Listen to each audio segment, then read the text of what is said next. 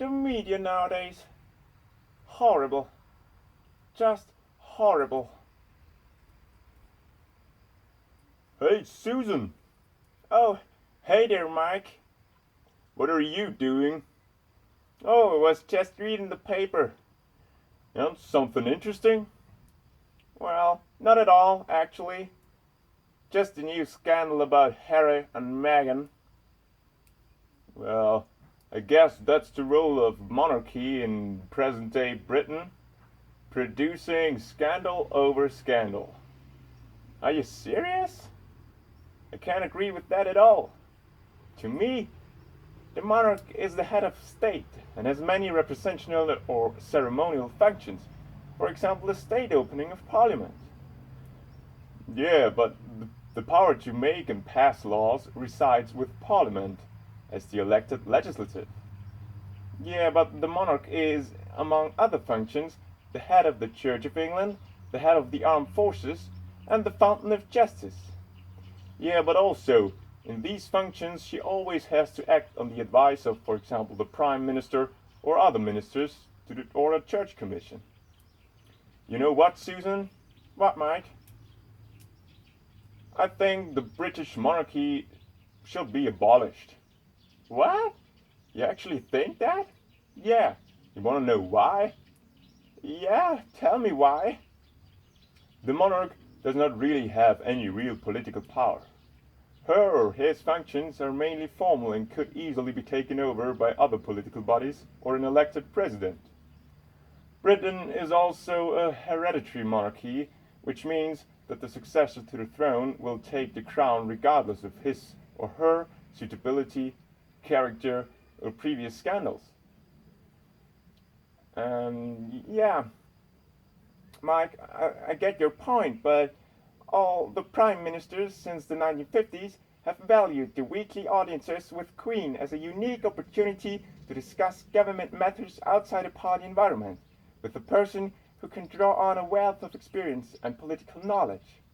The monarch is seen as someone who stands above party politics and can thus act as a real representative of the country, regardless of short-term political interests and strategies.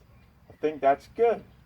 As a consequence, the monarch is seen as a non-political figure, symbolizing Britishness and national values. Yeah, you're right on that matter, Susan, but in a modern democratic state, the people should also be able to exercise democratic control of the head of the executive.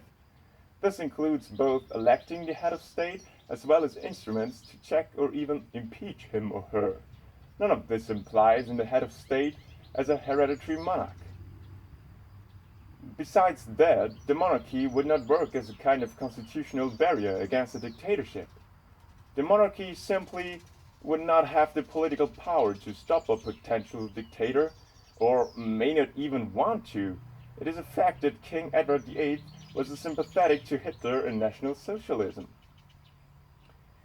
Yeah, I get your point there, Michael, but the British monarchy has shown that it is able to reform itself and adapt to modern times.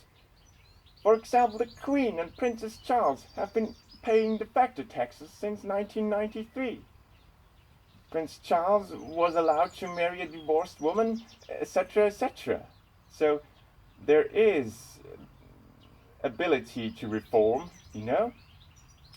Yeah, but besides that, again, the British sovereign is the most expensive monarch in Europe. It counts £40 million per year. In comparison, the Spanish monarchy costs 6,050,000. Sweden pays 11.6 million for their monarchy. And also, the per capita cost of the monarchy rises dramatically if you include hidden costs, like £100 million for royal security, recorded in other parts of the budget. Everything included, the cost of the monarchy would come out at £11.24 per year and per taxpayer. Now that the government has agreed to foot the bill for 396 million renovation of Buckingham Palace, taxpayer funding of the royal family is set to soar up to 66%. Although the Queen is the third wealthiest monarch in Europe, the monarchy still receives public funding. Public funding also includes less important relatives of the Queen. I think that's just a disaster. Yeah, Michael, the Queen may be the most expensive monarch in Europe, but this does not mean that a president would come any cheaper.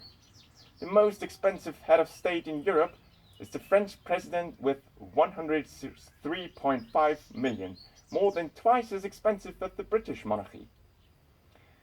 The positive image of the British monarchy around the world helps to secure trade deals, especially when they are made in the wake of a royal visit. With the new generation of Prince William, Kate and the babies George and Charlotte, the monarchy has gathered new momentum and enjoys a widespread sympathy in Britain. The members of the royal family have important functions, heading all kinds of charities. Their image and popularity help charities to continue their good work. Although many members of the royal family had charities, they not really engage in practical work for those charities, but rather serve as a kind of figurehead, you know?